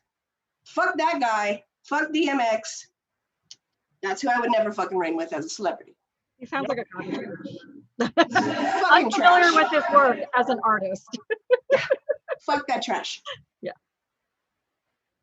So who I would reign with? Since somebody stole The Rock from me. Well, you know, he can win and reign with you, and then I'll win and he can reign as my queen. Dude, I'll share all day. I don't give a shit. I was gonna say, The Rock shows up to reign with you, I'm gonna be like, can I be your guys' concubine? Like, I got questions that need answering. So amusingly enough, so if I can't choose Dwayne, because, you know, that's already chosen, so I'm going to give another one, is I'm actually going to go with Jason Momoa. Amusingly enough, for how he showed up for the chick that played Delaney's in Game of Thrones, because he showed up at one point, they were so nervous about the sex scene that he showed up with a sock puppet on his dick. That's brilliant. Literally custom made a sock puppet for his dick, so she would be more comfortable with the humpy sex scenes. Also, that would just be a feather in my cap. Also, his wife is super hot. So, oh my God. Is it Lisa Bonet is his wife? Yeah. Yeah. Oh, yeah. I'm just like, wow, that's like a deep cut. Go him. Yeah, like seriously, like she's super hot, and like fabulous. all of his smart assery on the throne would be great. And remember that Jason Momoa is the Nicolas Cage of this generation. Like Jason Momoa plays Jason Momoa no matter what he's doing. But as long as maybe, but throne, he can dress as Conan. I'm going to I fuck him a lot and I'll run the kingdom. It's fine. Like, I just need you to be pretty and my cheerleader, and we got this shit. Also, I'm gonna totally hit on your wife. I think for me, if it's a dude, it would be like Tom Hiddleston, because he's super cute and also funny. And then let's see. I mean, I could literally be like, again, any one of the Chris's, Chris Evans, Chris Pratt, The Chris's. all the Chris's. I love that. All of them. Any one of them. And since we're just sticking with like Marvel Universe right now, fuck it, why not Robert Downey Jr.? Like, right. I've had a crush on him since like 1,000 years ago when I was a child. If it were a lady, I would reign with, so my major celebrity crushes that are women are and notice how my voice has suddenly totally gone. Oh yeah. Valley yeah. No, you have a fucking call. That's for sure. Do, there's no question. Go on. Keep going. I love it. I really love Helen Mirren. And she's been the queen numerous times. She's played Queen Elizabeth I and Queen Elizabeth II. So very good there. Another lady who I just am ridiculously, but I want to reign with Scarlett Johansson. Okay, that's fine. But she has to reign with me in German leather pants the entire time. I think it's come on, literally. I'll be in my bunk. I was also going to say, if dead, I would definitely reign with Freddie Mercury, or David Bowie. Like, why not? What knows does? Let's just say why not both. Let's see. You'd like sing your reign. Your right. reign would be a fucking musical. It would be the shit. That'd be the shit. Is this the real life? Yeah, that would be I would also like to put in this Idris Elba. Oh yeah, Idris Elba for sure. Any of the James Bonds, by the way, like that's cool too. Daniel Craig, totally cool with that. Daniel Craig, the one true James Bond. The one true James Bond, exactly. Watching Baby Ninja just shake his head, just so disappointed in us. Oh my God, Linda Carter. Fuck. Linda Carter, yes, that's Fuck. a good one. Also, oh shoot, I had somebody. Who was it? Somebody actually in the chat mentioned Henry Rollins, and I was like, yeah, I could do Henry Rollins. I could do Oh yeah. Oh yes, Henry Rollins, call me. Anyways, I don't know. Anybody else got some fun answers? That's awesome. Oh, somebody mentioned Lucy Lawless. That could be cool too. Yeah. Let's see what she can really do with that tongue. Like, is that just for TV? Oh, Or you can know you that. back that shit Have up? you seen her tits on the damn Roman gladiators? Fucking, oh my, yeah, yeah, Like, yeah, oh my God. Yeah. Like, that just made all of my terrible dreams come true. right? Oh, my friend Radar said Mr. Rogers. I'm like, yeah. Okay, Mr. Rogers would be actually, I think Mr. Rogers would be a better prince than king. Oh, yeah. Because being Prince is like, it's the fun job. And you get to make everybody happy and love them all. I'm also just gonna say I'm drunk enough that I'm going to say this is I would totally reign with Gina Carano so we could have Bela as our cabana boy. That would be Oh. awesome. All day long. Like just hardcore. That's how that would, Can I head of court that reign? Because that would you be can fun. totally You could do the fucking Queen Amidala and the Yeah. fucking twin. You guys could do like twin day every day, Oh yeah. every fucking day. Oh my God. Oh my God. When Gina Carano broke the fucking internet, thank you. Oh, Yeah. yes. Thank you, Gina. Thank you. I'm Thank sorry. you. Also, Chris Hemsworth with breaking the internet with Captain America's dick. Point. America's dick. Good for him. Good Yeah. for him. Yeah. I mean, it's such a fucking double standard for women, but you know what though? Normalizing body Somebody just part. threw down with the. Oh, sorry. I'm sorry, Sassy. I did not mean to interrupt you. That's okay. No, go ahead. Somebody just threw down with the ultimate answer that I have to agree with, which is Patrick Stewart. Stewart, yeah. I saw that too. Dolly Parton. Somebody else mentioned Dolly Parton. I'm like, Oh my God. Oh shit. the queen. She is the queen. Again, I think Dolly Parton would make a better princess than queen, amusingly. Oh, she's so good. She would be a blast. I just want to see her fucking clippity clap, like Yeah. on her little fucking throne. Like Everything would be glittery, sparkly, form-fitting coat hardies and like lots of illusion lace. It's so big good. fucking hair. Like how big would that crown have to be to fit in that fucking Yeah, blue font? Perched on the top. Right? Oh my God. Okay, so we're going to go on with this one. I think this one's going to be the question of the week, by the I way. think so. Yeah. And I will post this as the Monday question of the week. Are we ready for the next question? Well, we didn't actually answer who we wouldn't reign with. True. Yeah, I mean, if we could think of like here's an easy one for me. Donald Trump. Fuck that guy. Oh, dude, that was my first answer also. So fuck you for taking my answer. I'm also gonna go with Mel Gibson because he's anti-Semitic as fuck. Yep. So yeah. So okay, with that, now are we ready to go to the next question? Yeah, let's do the next question. And I believe it's yours. This one comes from Hans von Wolfholtz. Who? Hans. The apex murder peacock. Who's that guy? I have no idea. I've never heard of him before. Yep, no, he's just nobody knows him. What is your favorite euphemism for sex? I love fucking miss your long blink of just, oh God. Why do we have to use a euphemism? Fuck. All right. Can't we just call it fucking? Right. Right. I would like to note that you were up to 5 cat treats, by the way. We are officially at 50 likes. Okay. Noodle, where are you? No, he fucked off. He'll get another one later. Well, I'm gonna twist that question up because I don't know how to fucking answer it, and I'm gonna tell a fucking funny story that includes that and leads to a double entendre talking about fucking. So there's is it 5-man, 3-man? What is the game? 5-man? Yeah, I think you can do like 3 and 5, but usually it's Okay. like, yeah. Okay, so I don't really play drinking games because I don't drink very well. Go back to the fucking backseat Bloody Mary story. So so there's a 3-man there's a 3-man game going on at an Atenveldt Highlands. and Sir Sean Glennie, who is better known as Johnny Glennie, and Sir Adrian, and Slane, and there's a bunch of folks playing. There's some Zima that ended up getting dropped by me somehow into the game that really just didn't mix well with the whiskey that the Irishman that is Johnny Glennie can take some fucking Irish whiskey. Like, dude can put some shit away. We added some Zima, we added some other beer, we added some more whiskey. So at this particular Highlands event, Slane was really interested in learning the Irish culture. And phrases from the Irish culture.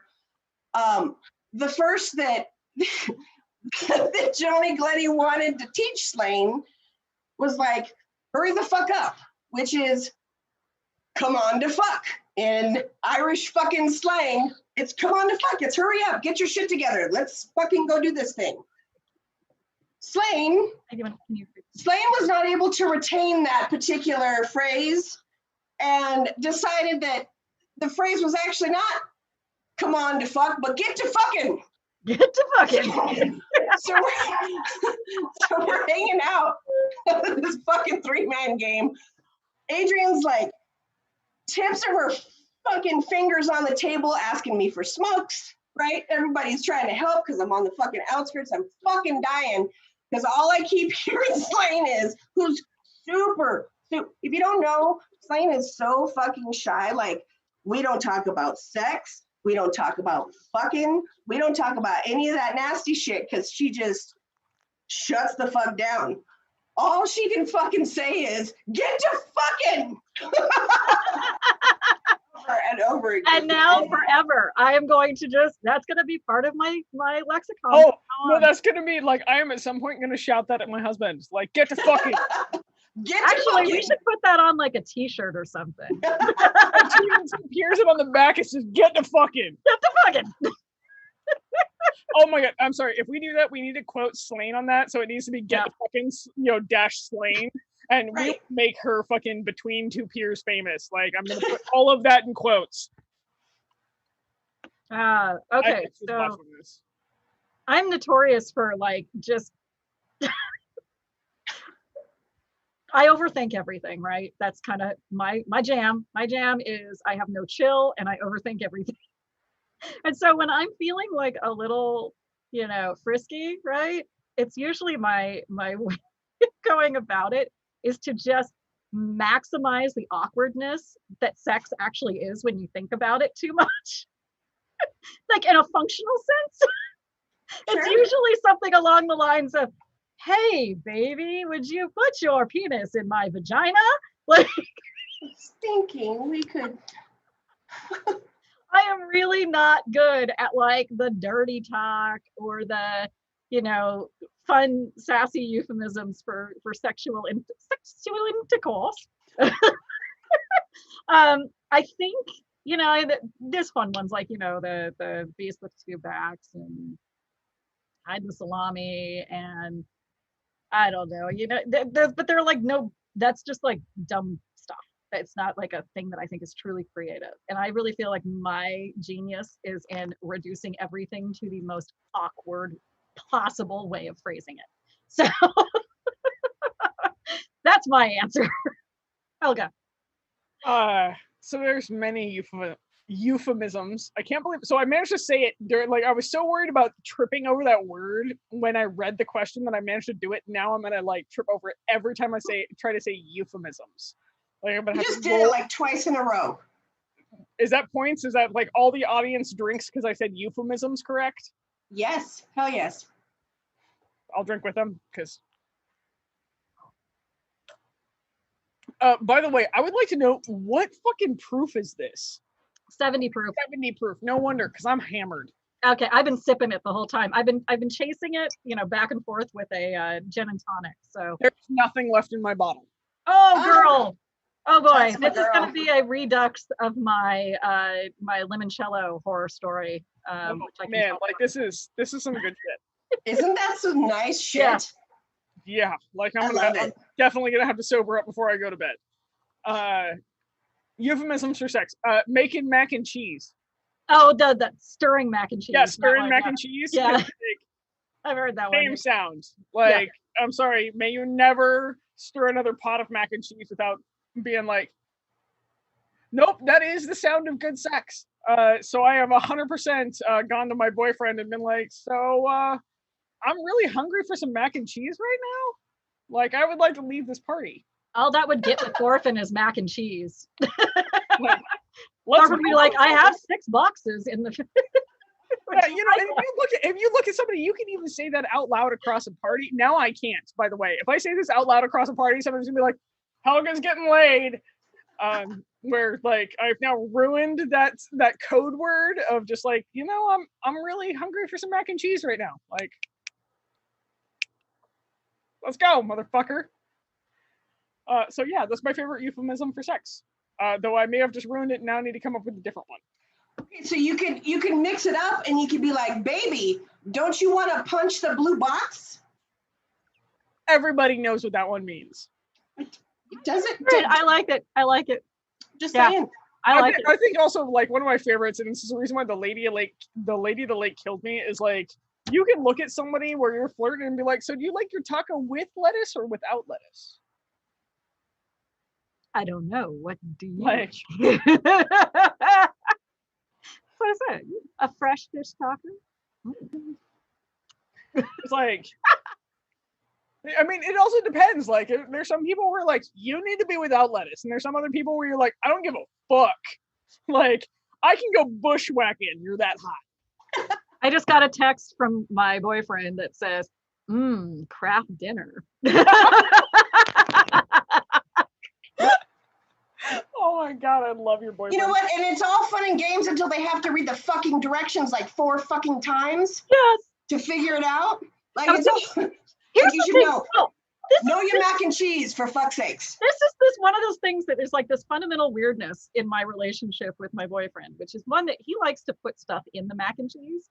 I prefer pure mac and cheese, like, you know, just the way the box says it needs to be done. Maybe a little more butter or a little more salt, little milk, you know, like kind of, you can play with the ingredients a little bit. But he's like, you know, when they literally sitting there, I don't know what to have for dinner. So mac and cheese oftentimes is our kind of fallback thing if we're too lazy to do it. So we'll just pull a craft dinner out of the pantry.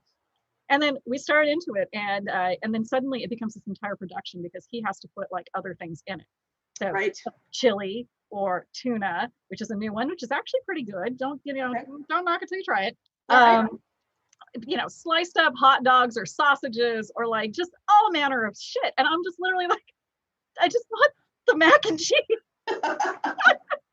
What's a girl gotta do to just get her blue box punched? I mean, Yeah, exactly. literally. Exactly. I'm a purist. I am vanilla. I like my mac So and actually, musically enough, I'm gonna join you in the purist thing about like craft mac and cheese, even though I'm not allowed to have it anymore, which makes me sad.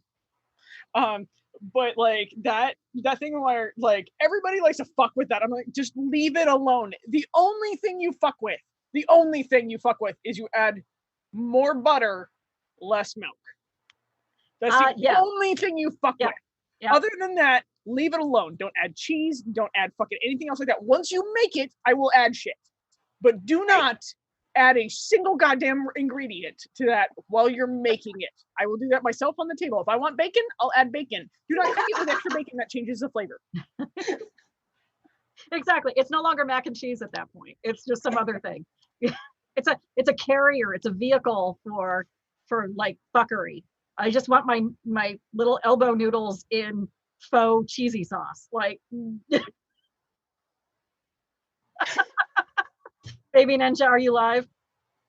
Okay, Baby Ninja says now he's going to make mac and cheese with random shit in it. Thanks, Baby Ninja. What do girls want? Girls want dresses with pockets, and they don't want you to fuck with their blue box. Here's the thing. I'm sorry. Simple.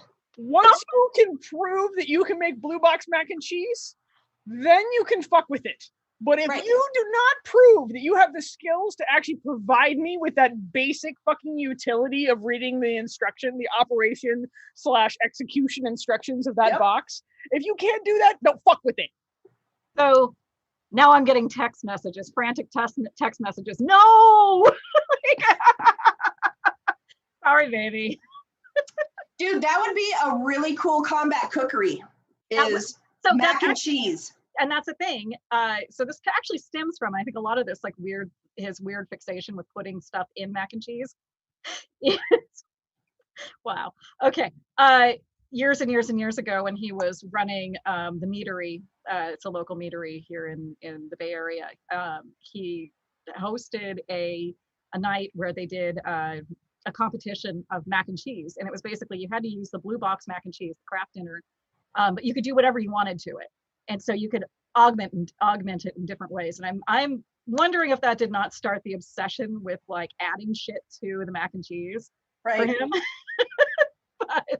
but yeah, and you can do some amazing things with, you know, craft dinner, but I just like the noodles and the cheesy powder. Like, don't fuck with perfection. Anyways, all right, can we move to the next question? All right, are you sure you're ready for the next question? Yeah, I'm here I was gonna say, yeah. It's yours. Okay, so this comes from K Dance the Storymaker. There are 3 kinks you find yourself drawn to: the one you enjoy to read, the one you enjoy to watch, movies, shows, and the one you enjoy done to you. What are yours that you are willing to reveal?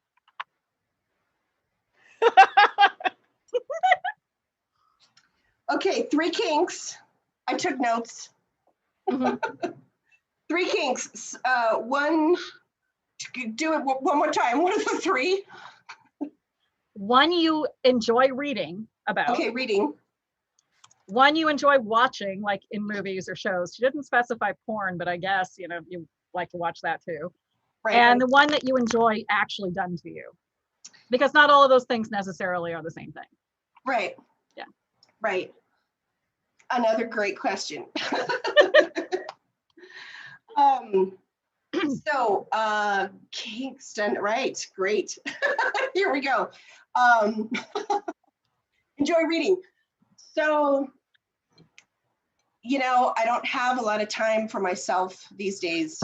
I fucking try, but it's difficult sometimes. So I don't have a lot at my fingertips that I'm reading that I could associate with any sort of kink right now. Something that just fucking hits that button. Because kink is a strong fucking word. It is. And I had this exact kind of like, I don't know, conversation with Helga about this.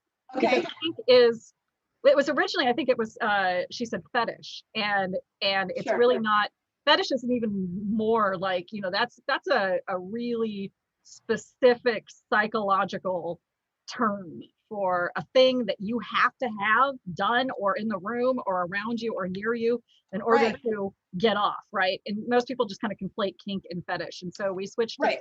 to kink, which is less loaded but still has a lot of territory it can cover. Right. Yeah. Right. What hits that button for you? So kink done to me. Interesting. So the whole pleasure with pain piece, right? Mhm. I fucking love acupuncture.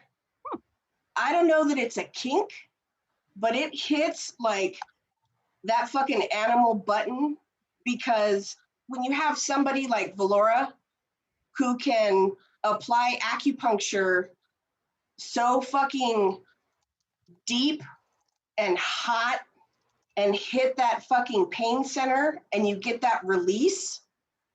When we talk about a kink, we talk about hitting that button, having that high, and then having that release afterward. That's acupuncture for me. I don't know that it's a kink, but I mean, it falls along those same pieces, right? A kink that I enjoy watching. I fucking love wars. I love the high of going to a war and watching fighting. Whether it's a tournament or back in the old days when Estrella was fucking 6,000 people and you'd have 500 people aside? I don't know. It seemed like fucking 500 people, but you'd have all of this fucking energy, all centered around fucking up people that you love, people that you're gonna fucking turn around and sit down and have a beer with afterward. But all of that energy, that writhing anticipation, 100%, that has gotta be my number one kink associated with the SCA is fighting at war. I like that. I like that addition to things, you know, your SCA kink, because that can be a specific, a slightly different thing than what would be, you know, in the real world. Right. I like that. Yeah, maybe we'll have to add that one into the conversation as well. Helga. So Helga will now present her TED Talk. I was about to say, I will now be way the fuck too truthful on this show, like I was the last couple weeks. Also, you don't get a swiggle out of this one, just so you know, Sassy, because last Oh week no, I've got some you got to answers. tap out on the bonus question. I'm calling this one as like, you've got to fill this one in. Hey, I told you I have an answer to this. So Okay. So Yeah. one that I enjoy reading, I will totally admit to like the werewolf porn kink. she does. She's made me read it too. Oh yeah, 100%. Like the like, werewolf, like She's like, I'm werewolf writing this. romance novels. She'll be like, I'm writing this. You know, her and some friends and stuff will like write bits and pieces of a story and stuff. And she'll every now and then she'll just be like, hey, I want you to read this and just tell me what you think. And I'm reading it and I'm like, this is really well written, but it is so not my kink. Like, I'm following the plot. I'm interested in the characters, but all this weird shit. I've written a lot of porn. I'll actually admit to that. There is one with a story series that is almost 250 pages long at this point in time.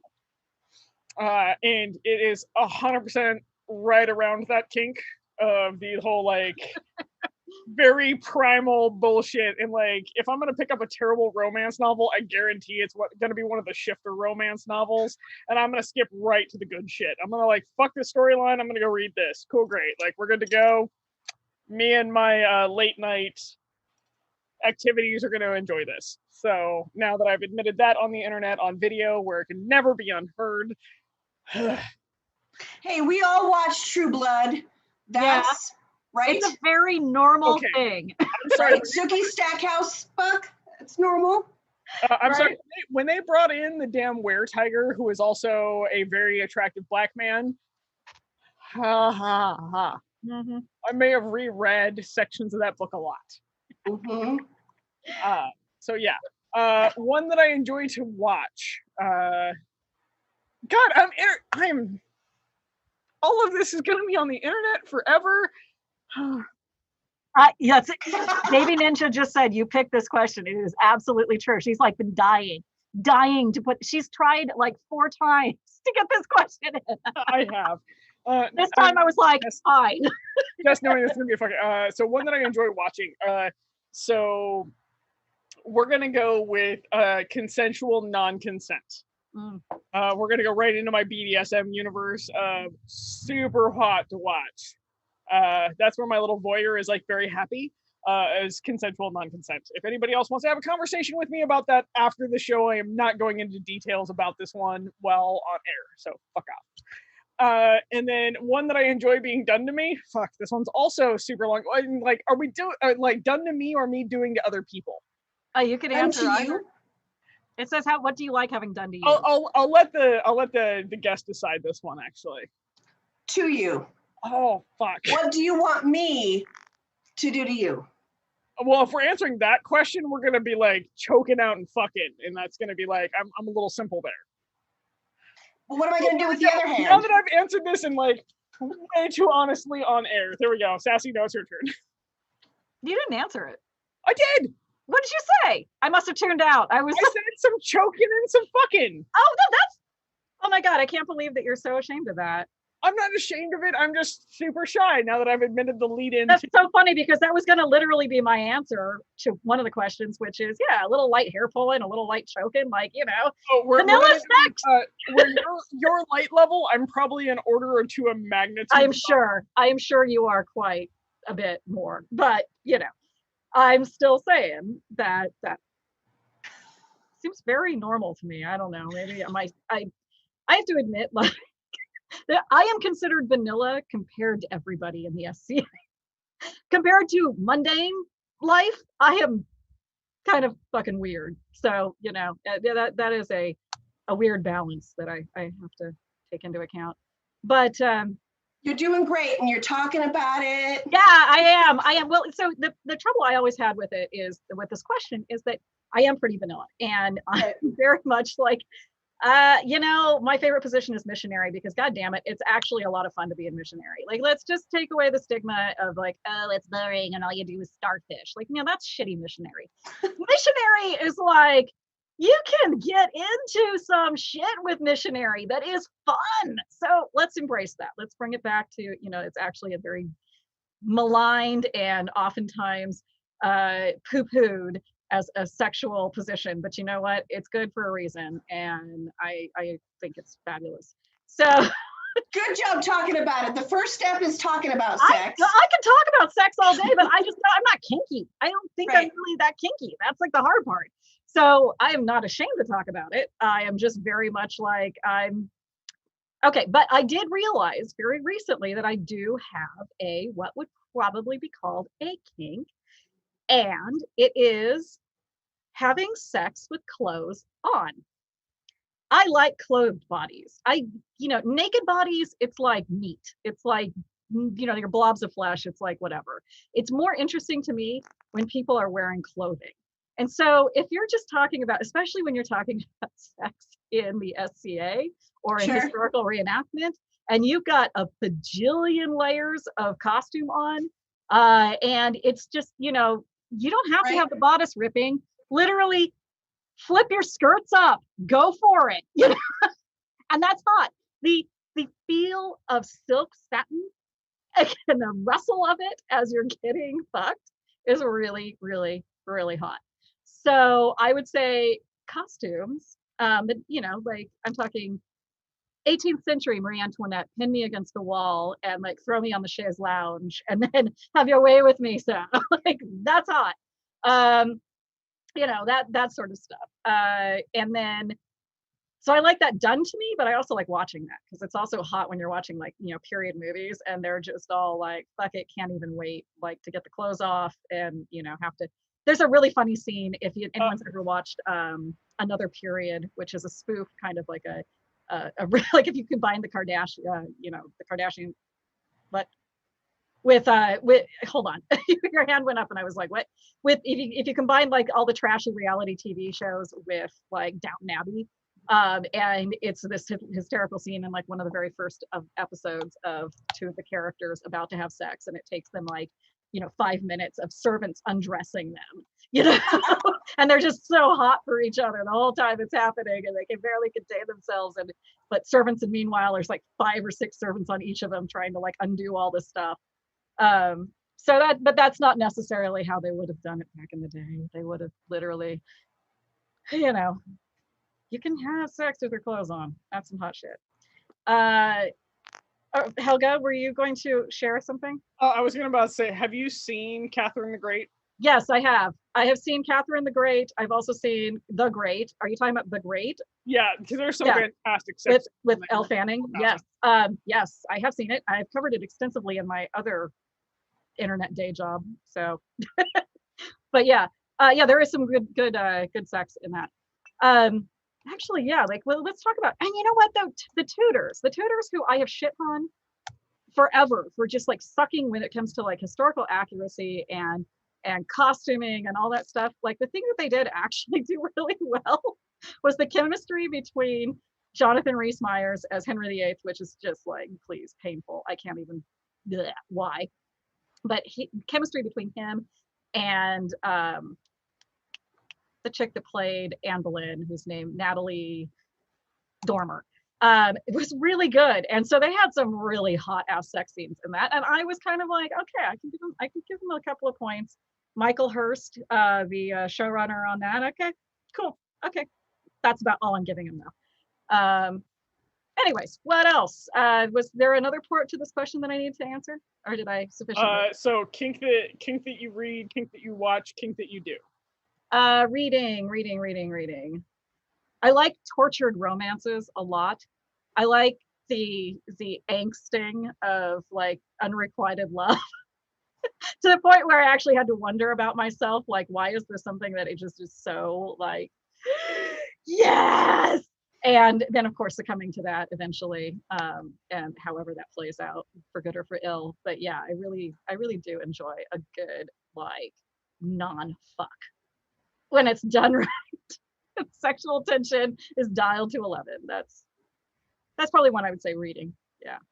Right, or hearing, like, I mean, our canvas walls are so thick. Oh, Like, yeah. You can become audience to anybody's performance. And that's something that, yeah, I never really, I always thought it was weird when you're walking down the road late at night to go to the privy and you hear somebody humping and you're like, okay. yeah, You but on think the you're other being side of, sneaky. right? But on the other side of that is like Letterkenny when those chicks show up at the door because they want some of that good fucking that they heard about. I know, So that was sometimes so it's good. a fucking calling card. Yeah, that was good. Yeah. All right, did we sufficiently answer the question? I think we sufficiently answered the Okay. question. And amusingly enough, we're almost at 2 hours. Holy Okay. shit. And so we will go ahead and wrap up the show. Everybody that's sending questions while the show is going on, we will keep those for a later date because we actually had a couple cool ones show up. Mm-hmm. So with that, closing remarks. Would any Miss, would you like to do a shout out, say thank you to anybody? Like, God, what a fucking great experience, guys. Another toast to the hostesses with the mostesses, Tulia, Helga, Thank you. our background players that made sure everything was unfucked. First of all, toast to you. Second of all, I'd love to do a shout out for two different online references for you guys. First of all, the Outlands Royalty, which, goddamn, I mean, there's a pun in the name, so I'm gonna fucking love it. But their Majesties of the Outlands are separately interviewing past royals that have sat for the crown of the Outlands. And already I have learned so much of our history. It's been so fucking cool to hear those stories out of the mouths of the people that were right there. It's not that second and third sieve. It's been incredible. Their Majesties are doing just a bang up job. So that's the Outlands Royalty. And then the second, there's a really great website that has some videos as well. You can find it. It's the SCA Diversity, Equity, and Inclusion, pardon me, or SCA DEI. There's some great videos where you can get some education about how we're all going to come back and come together in a new, diverse, equitable environment after we've told all the fuckers that have been hiding in the SCA to go get fucked. So now that we can bring everybody together and we can add a little bit more love, how can we be sensitive to all of the changes that have happened over the years? And so the SCA DEI is a great resource, great videos, and just thanks again, guys. No, thank you. And also second on the DEI. like Yeah. legitimately, I've had now 2 of my answers stolen tonight. Okay. You said we were a mashup, bro. I don't know what to else say. You're proving it. It's so true. I believe it. Okay, so tonight I would actually like to throw out one bit of information. If you were watching the show earlier during the commercials, you saw the commercial for the teaser trailer for the 300th Crapeau. Watch me just suddenly stumble on this. The 300th Crapeau tournament, which is scheduled for March of 2021. Fingers crossed it'll actually be a thing that will happen. But if not, they've got backup plans on how that's going to work. But one of the things that was missing in that was the URL for their website, and that is argentangels.com. If you're interested in learning more about the Crapeau, the history of the Crapeau, the history of the Fellowship of the Argent Angels, who originated the Crapeau tournament, which is currently the longest running tournament in the SCA, well, you know, ish in the SCA, because it's not really an SCA event, but it's been run by SCA people for the last 27 years or something like that, every month. Currently, it has been hosted by Helga and Hans because they are quarantined together along with Duke of Vecht, so they can continue to fight. tournament every month. Those of you who see the Crapeau tournament feed, the last Thursday of every month, it's because Helga, Hansa, and Havek have just literally saved Crapeau and is allowing us to continually have it even while we're in lockdown. So that said, argentangels.com should have all the information about the upcoming 300th Crapeau, and that's my elevator pitch, which was a bit longer than an elevator pitch should be. Bless you. Right as soon as she starts sneezing. And I was like, in the middle of I was like, don't sneeze. Don't sneeze. Oh God, there's a sneeze coming. Oh. That was so cute. Was that really a sneeze? Because that was she has the cutest sneezes. They're like little spaceships. cute. I would like to note having that sneeze in the middle of Knights Council. Fucking tits. Oh yeah. I'm going to do a shout out this evening to Handcrafted Jewelry by Pale Moon. They got a shout out our last show, but it was kind of like a quick mid-show shout out. And so I'm actually going to shout them out. They made me some amazing Spite Sprinkles earrings, which you can't really see. They're really like, I'm going to see if I can get my camera to focus on them. They're black and full of sprinkles. And so they have custom made jewelry for the show. I highly recommend spending money with them. They're also one of the oldest running booths, both in the Ren Fair circuit, and they do custom stuff. We'll post links for them. They're legendary in the Ren Fair circuit and Dickens Fair. And also, they got really shy about doing a commercial for our show, so we're just going to do one for them. Okay. Aww. No, they're good people, and they make incredible stuff. And this is how long they've been doing it.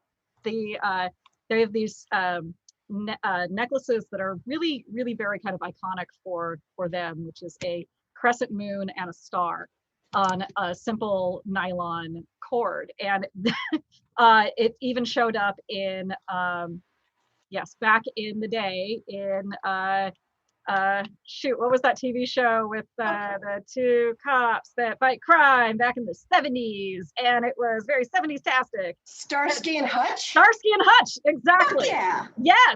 Yes. And I can't remember which one it was, Starsky or Hutch. I think it was Starsky. Wears that necklace. And they were such a the brunette? Staple. What was that? Brunette, right? No, blonde. So was that blonde? Hutch? I don't remember. Anyway. I'm sucking at this really hard, but I'm trying to say that they've been around for 40 plus years doing this stuff, and they are, and here's the Lady of the Lake to show one other one. I have this beautiful little bat piece that, pretty. I typically wear for Halloween. I typically wear it year round. Who am I kidding? But they're an institution in the Ren Fair circuit in California, so it's absolutely wonderful that they're starting to do stuff that is kind of themed up for us. Yeah. Oh, awesome. Yeah. They've been in business longer than I've been alive. Yes, in fact, they've been in business longer than I've been alive. They go back to the early 70s, I think. 19. Fuck you. The Lady of the Lake says that's not saying much when I say that they've been in business longer than I've been alive. She was born in the 80s, so who knows? Yeah.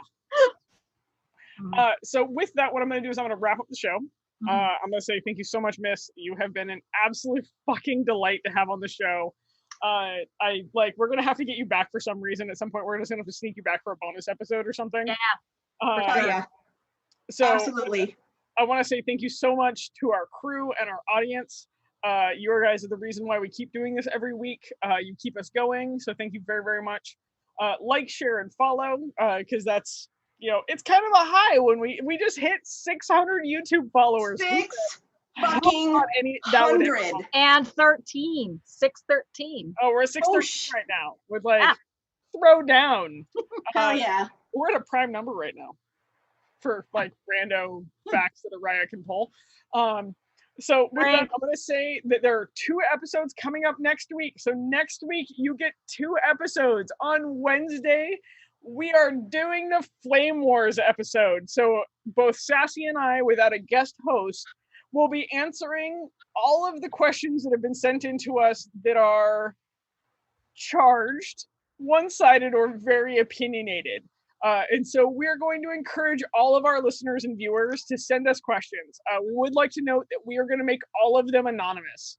But we will be taking on those charged questions or comments or even feedback. If you want to like send us hate mail for some reason, we're going to read that out loud online.